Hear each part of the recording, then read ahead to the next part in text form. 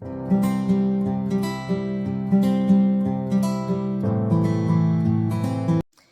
Friends, आज की video में हम सिंपल स्ट्रेट कुर्ती की कटिंग देखेंगे। तो यहाँ पर हमने फैब्रिक को डबल फोल्ड किया और इसे एक साइड से फोल्ड किया। यहाँ पर हमने इसे सीट के हिसाब से फोल्ड किया है ताकि फैब्रिक ज़्यादा वेस्ट ना जाए। तो यहाँ पर हम सभी दूर से फैब्रिक को नाप लेंगे कि कहीं से कम या ज़्यादा ना हो।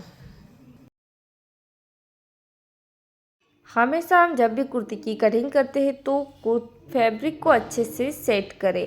अगर आप फैब्रिक को अच्छे से सेट नहीं करोगे तो आपकी कुर्ती की कटिंग सही से नहीं होगी। तो यहाँ पर हमने फैब्रिक को अच्छे से सेट किया, उसके बाद में हम इसकी लेंथ नापेंगे।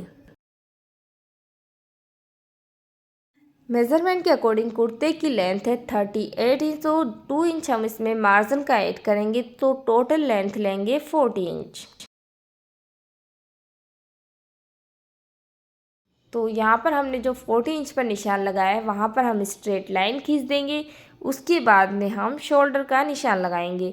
तो शोल्डर है 13 इंच, लेकिन हमें यहाँ पर बोट नेक बनाना है तो हम जो शोल्डर का हाफ है 6.5 इंच, तो उसमें हम हाफ इंच और एक्स्ट्रा ऐड कर देंगे। तो यानी कि 7 इंच पर हमें शोल्डर का निशान लगाना है, क्योंकि बोट नेक में हमें हाफ इंच एक्स्ट्रा शोल्डर की ज़रूरत होती है।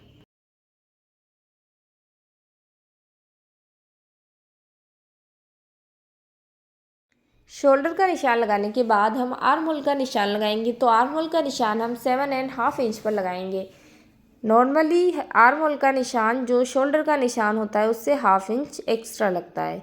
तो यहाँ पर हम अब चेस्ट का निशान लगाएंगे। तो चेस्ट है 32 इंच, तो 32 का 4 पार्ट 8 इंच और 8 में हम 2 इंच ऐड करेंगे तो 10 इंच पर हमने यहाँ पर निशान लगाया है। उसके बाद में हमें कट का निशान लगाना है। तो कट हमें मेज़रमेंट के अकॉर्डिंग 20 इंच पर रखना है। तो यहाँ पर हम 20 इंच पर निशान लगाएंगे और उसके बाद में हमने जो आर्म होल वाली जगह है और जो कट वाली जगह है उसके सेंटर वाले हिस्से पर हमें निशान लगाना है और वहीं पे हमें वेस्ट का निशान लगाना है। तो मेज़रमेंट के अकॉर्डिंग वेस्ट है 28 इंच, तो 28 का 4 पार्ट 7 इंच और 7 में 2 इंच हम मार्जिन का ऐड कर देंगे, यानी कि 9 इंच पर हमें वेस्ट का निशान लगाना है। और हिप है 36 इंच, तो 36 का 4 पार्ट 9 इंच और 9 में हम 2 इंच मार्जिन का ऐड करेंगे, यानी कि 11 इंच पर हमें निशान लगाना है। हमने यहाँ पर चेस्ट, वेस्ट और हिप तीनों के निशान लगा लिए, लेकिन तीनों को मिलाने के लिए एक ट्रिक लगती है। तो चेस्ट से लगभग 2.5 से 3 इंच हमें स्ट्रेट लाइन खींचनी होती है। उसके बाद में गोलाई में मिलाते हुए हमें वेस्ट को मिलाना होता है और वेस्ट और हिप के बीच में आप स्केल की मदद से स्ट्रेट, यानी कि दोनों निशानों को मिलाते हुए स्ट्रेट लाइन स्केल की मदद से खींच सकते हो। लेकिन कभी भी चेस्ट और वेस्ट की लाइन को आप स्केल की मदद से ना खींचे, वरना आपकी जो कुर्ती है वो चेस्ट में फंस सकती है। तो हमेशा 2.5 से 3 इंच नीचे स्ट्रेट लाइन खींचे, उसके बाद में गोलाई से मिलाए, इससे फिटिंग भी अच्छी आएगी। और घेर का निशान भी हम 11 इंच ही रखेंगे, जो कि हमारी हिप साइज़ के हिसाब से है। तो नीचे हमने घेर के यहाँ पर 11 इंच पर निशान लगाया और फिर हिप साइज़ से घेर को स्केल की मदद से स्ट्रेट लाइन खींच दी। अब हमें यहाँ पर फ्रंट साइड और बैक साइड के लिए थोड़ी सी कटिंग अलग करनी है। तो यहाँ पर जो हमने आर्म होल का निशान लगाया था वहाँ पर हमें हाफ इंच अंदर की तरफ एक निशान लगाना है और शोल्डर और आर्म होल के यहाँ पर एक तिरछी लाइन खींचनी है।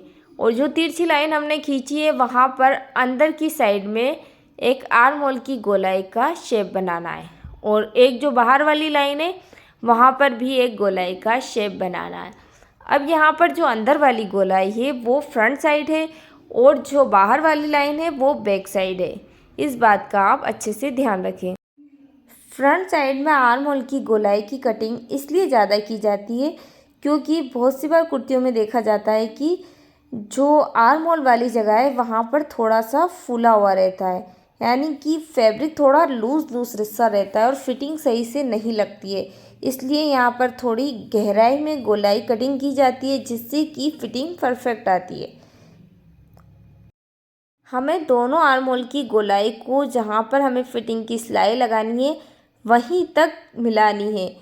आप ऐसा नहीं कि बैक साइड वाली यानी कि जो बाहर वाली गोलाई है वो आपकी जो कटिंग है वहाँ तक ले आओ। अगर आप ऐसा करोगे तो आपकी जो फ्रंट साइड और बैक साइड दोनों की कटिंग गलत हो जाएगी और जब आप फिटिंग की सिलाई लगाओगे तो आपकी कुर्ती ऊपर नीचे जाएगी और वो बराबर भी नहीं आएगी। अब यहाँ पर हम नेक का निशान लगाएंगे तो यहाँ पर फ्रंट साइड का नेक हम 3.5 इंच चौड़ा और लंबाई में हम रखेंगे 4 इंच और गोलाई में शेप देकर इसे बोट नेक का शेप दे देंगे। अब जो शोल्डर वाली साइड थी वहाँ पर हम 1/2 इंच नीचे की तरफ निशान लगाएंगे और जो नेक का निशान है वहाँ से इस निशान को मिलाते हुए एक हल्की सी तिरछी लाइन खींचेंगे, इससे कि जो आर्म होल और गले की यहाँ पर फिटिंग अच्छे से आती है। तो यहाँ पर अब हमारी कुर्ती की परफेक्ट निशान लग चुका है। अब हम इसकी कटिंग करेंगे। तो पहले हम जब कुर्ती की कटिंग करेंगे तो जो आर्म होल का बाहर वाली साइड है वो कट करेंगे।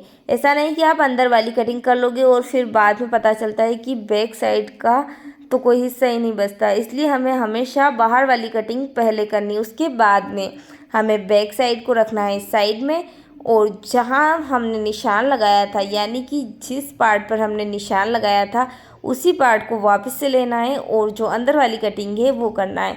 तो आपका फ्रंट साइड और बैक साइड दोनों अलग अलग हो जाएंगे।